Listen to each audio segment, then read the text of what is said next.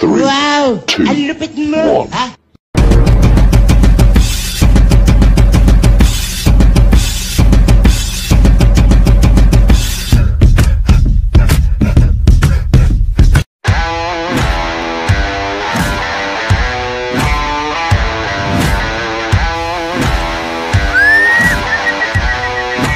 Are you ready?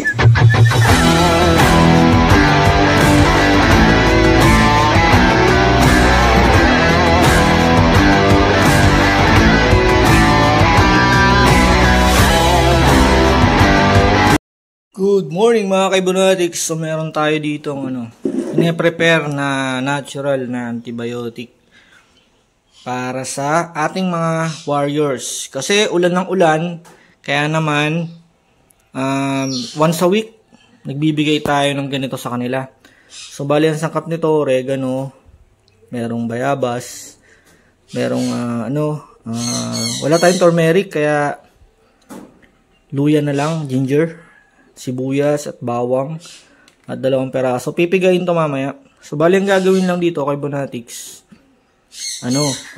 i-blender natin para makatas ng maayos yung mga juice niya. Juice nitong oregano tsaka nitong mga nilagay natin. Para mamaya ihahalo natin doon sa tubig nila at lalagyan natin ng honey. Para lumakas yung baga ng ating mga warriors. So yan yung weekly na routine na once a week nagbibigay tayo ng ganyan sa kanila. Kaya naman sa ganitong sistema kay Bonatics, yung ating mga warrior ay dati 10 minutes lumilipad sila, mga ganun yung lipad nila. Tapos habang tumatagal, naging 20 minutes, naging 30 minutes, naging 45 minutes, at naging 1 hour. Eventually, nung finorce fly ko sila, ginawa natin silang 1.5 hour. Then ngayon, 2 hours. Then, hanggang umabot na silang 3 hours. So ngayon, parang bitin pa sila sa 3 hours. So pinakawalan ko sila kanina, mga 7:07. Hanggang ngayon, wala pa rin sila. So, I think mga 10 o'clock na, wala pa rin sila. At pag dumating sila talagang, parang nakalaylay na yung pakpak na yun. Mukhang alalayo nung nililipad nila kay Bonatics. So, ganyan yung ginagawa ko eh. Talagang antitibay sa liparan ng ibon natin. So, yan. So, ulitin natin yung ating ingredients. Meron tayong oregano, may bayabas, daon ng bayabas, daon ng oregano, sibuyas, 3 butil ng bawang, then ginger. Kung wala kayong turmeric, ginger pwede naman. Ito pipigain natin mamaya, itong 2 pirasong kalamansi at paragis. So dadagdagan natin yung ating ibibigay sa kanila.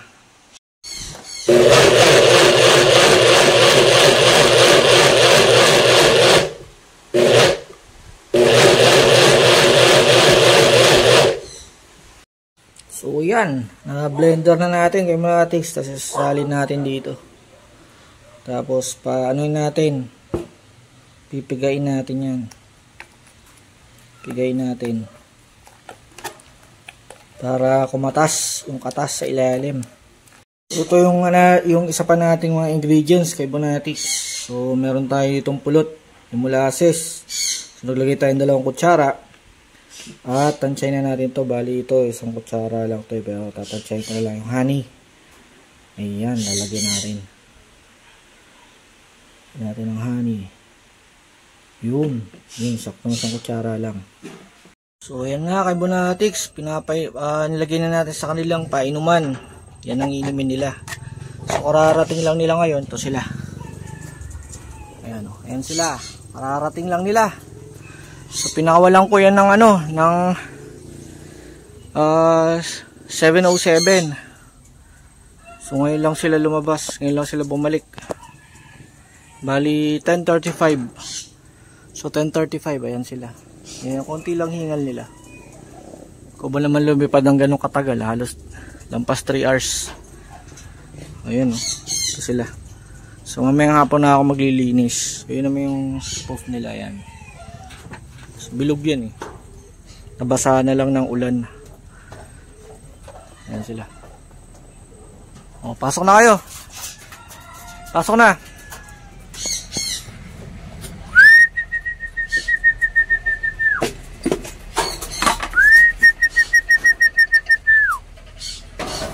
Ayan, bababa yung mga yan. Maglalagay na tayo ng pagkain. 1 2 3 4, apat lang kasi mamaya natin sila pakakainin ng todo kasi palilipad pa tayo mamaya hapon eh. So, bali apat na takal lang muna.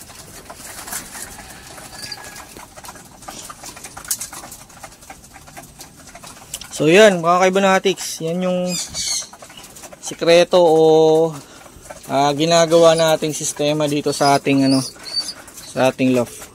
Hopefully magtuloy-tuloy itong ganito. Kahit na masama yung panahon, ito makulimlim yung panahon. Meron tayong panlaban sa sa sipon sa kanila.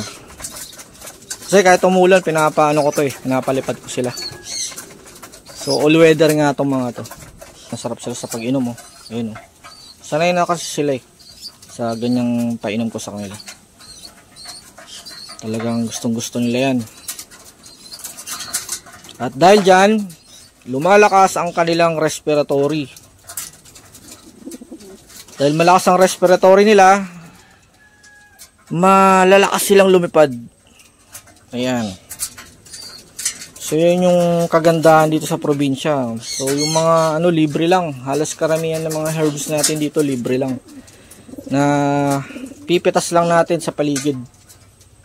So sa iba damo lang sila, pero dito sa atin napakalaking pakinabang ng mga herbs na yan. Kaya naman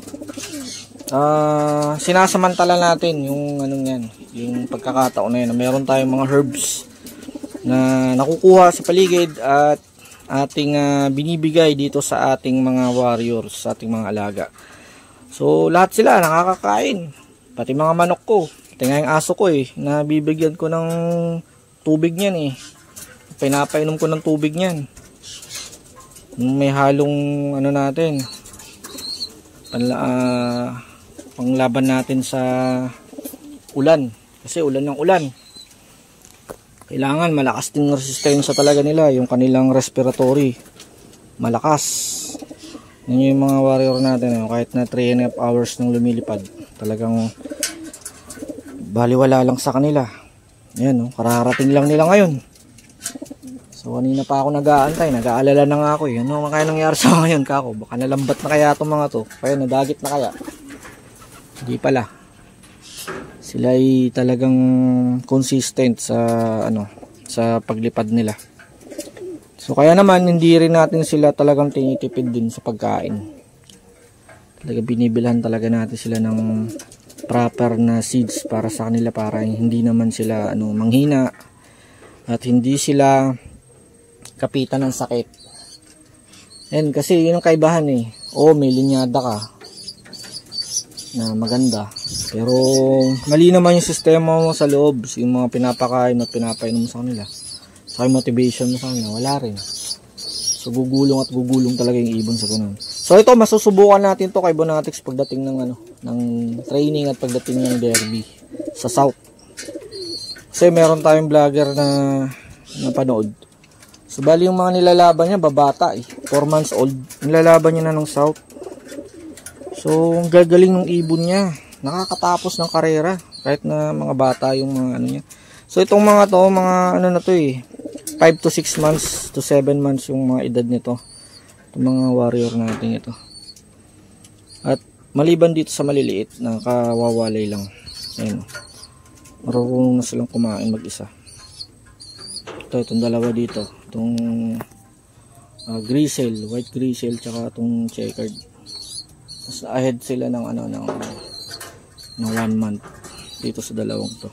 2 weeks lang, 3 weeks mga ganun ng ahead nila. So So dati, yun yung ano ito to. Yung white flight na yun. Dati siya yung inakay dito eh.